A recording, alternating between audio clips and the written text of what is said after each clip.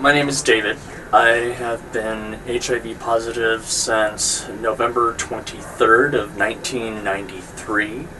I remember specifically when and where I was and how it happened and when it happened.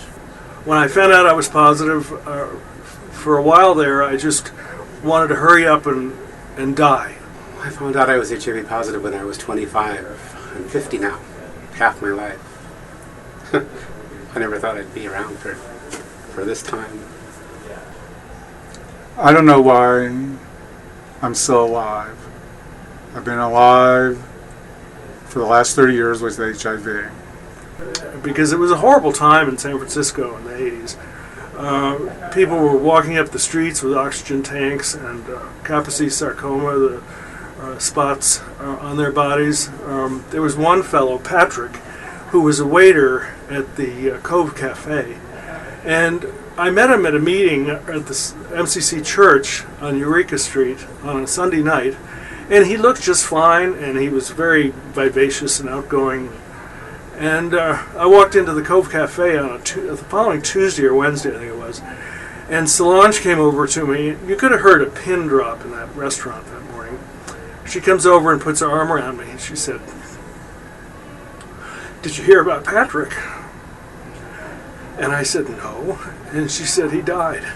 My partner and I were living together for 34 years, and he passed on about 4 years ago. And the community, there was community support here for what I was going through as, an old widow guy. Sometimes I would just break down on the street crying. It happened in the aisles at the Safeway whenever I'd see my partner's, favorite barbecue sauce. It didn't take much, but it did.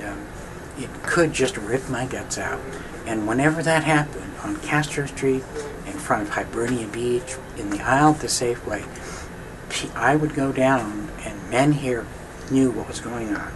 And they just kind of embraced me, lifted me up off of the ground, and took care of me.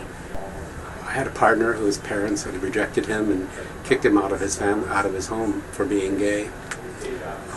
They ended up being by his side as he died with HIV. But in that case, it was HIV that brought the family back together, and it was a beautiful